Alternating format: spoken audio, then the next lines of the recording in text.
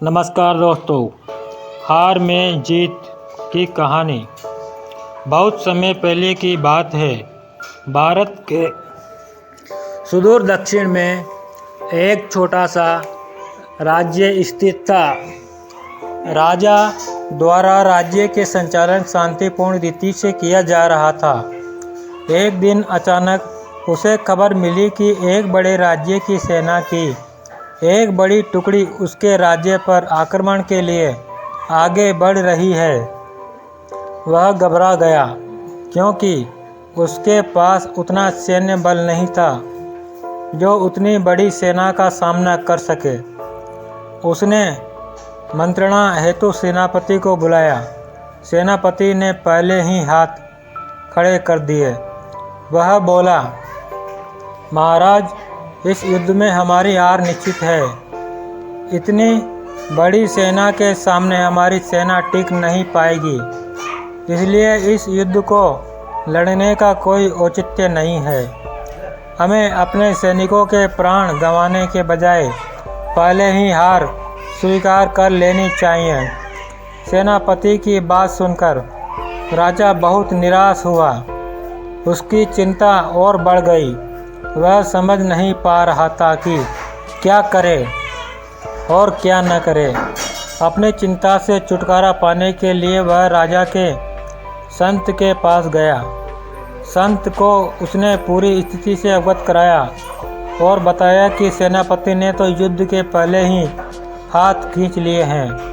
यह सुनकर संत बोले, राजन, ऐसे सेनापति को तो तुरंत उसके पद से हटाकर कारागृह में डाल देना चाहिए।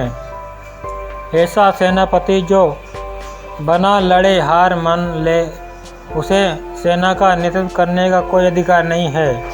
किंतु गुरुवर, यदि मैंने उसे कारागृह में डाल दिया तो सेना का नेतृत्व कौन करेगा? राजा चिंतित होकर बोला, राजन, तुम्हारी सेना का नेतृत्व मैं करूँगा। संत बोले। राजा सोच में पड़ गया कि संत युद्ध कैसे लड़ेंगे। उन्होंने तो कभी कोई युद्ध नहीं किया है, किंतु कोई विकल्प न देखे उसने संत की बात मान ली और उन्हें अपनी सेना का सेनापति बना दिया। सेनापति बनने के बाद संत ने सेना की कमान संभाल ली और सेना के साथ युद्ध के लिए कूच कर दिया। रास्ते में एक मंदिर पड़ा। मंदिर के सामने संत ने सेना को रोका और सैनिकों से बोले, यहाँ कुछ देर रुको, मैं मंदिर में जाकर ईश्वर से पूछकर आता हूँ कि हमें युद्ध में विजय प्राप्त होगी या नहीं। यह सुन सैनिकों ने चकित होकर पूछा, मंदिर में तो भगवान की पत्थर की मूर्ति है, वह कैसे बोलेगी? इस पर सेना की कमान संभाल रहे संत ने कहा, मैंने अपनी सारी उम्र देवीय शक्तियों से वार्तालाप किया है, इसलिए मैं ईश्वर से बात कर लूँगा। तुम लो यही रुककर मेरी प्रतीक्षा करो। यह कहकर संत मंदिर में चले गए। कुछ देर बाद जब वे वापस लौटे तो सैनिकों ने पूछा, ईश्वर ने क्या कहा? संत ने उत्तर दिया, ईश्वर ने कहा कि यदि रात में इस मंदिर में प्रकाश दिखाई पड़े तो हमारी विजय निश्चित है। पूरी सेना रात होने की प्रतीक्षा करने लगी। रात हुई तो मंदिर में उन्हें प्रकाश दिखाई पड़ा। ये देख सेना खुशी से झूम उठी। उन्हें विश्वास हो गया कि अब वे युद्ध जीत लेंगे। उनका मनोबल बढ़ गया और वे जीत के मसूबे से युद्ध के मैदान में पहुँचे। युद्ध 21 दिन चला। सैनिक जी जान से लड़े। फलस्वरूप उनकी विजय हुई। विजय सेना के वापस आते समय फिर वही मंदिर पड़ा।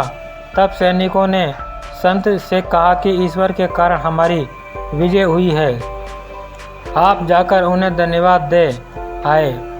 संत ने उत्तर दिया, इसकी कोई आवश्यकता नहीं है। यह सुन सैनिक कहने लगे, आप कितने कृतज्ञ हैं। जिस ईश्वर ने मंदिर में रोशनी कर हमें जीत दिलाई, आप उनका धन्यवाद भी नहीं कर रहे। तब संत ने उन्हें बताया, उस रात मंदिर से आने वाली रोशनी एक दिए की थी और वह दिया मैं वहाँ जलाकर आया था। दिन में तो वो रोशनी दिखाई नहीं पड़ी, किंतु रात होते ही दिखाई देने लगी। दिए की रोशनी देखकर तुम सबने मेरी बात पर विश्वास कर लिया कि युद्ध में विजय हमारी होगी। इस तरह तुम सबका मनोबल बढ़ गया और तुम जीत के विश्व के साथ युद्ध के मैदान में गए और असंभव लगने वाले विजय तुमने प्राप्त की। तो दोस्तों, इस कहानी से ये शिक्षा मिलती है कि नंबर 1, खुद पर विश्वास रखें और परिश्रम करते रहे, विश्वास की विजय होगी। नंबर 2, हमारी सोच ही आगे चलकर वास्तविकता का रूप लेती है, इसलिए अपनी सोच पर ध्यान दें, सदा सकारात्मक सोचें ताकि सकारात्मक परिणाम मिले। धन्यवाद दोस्तों। आपको कहानी कैसी लगी?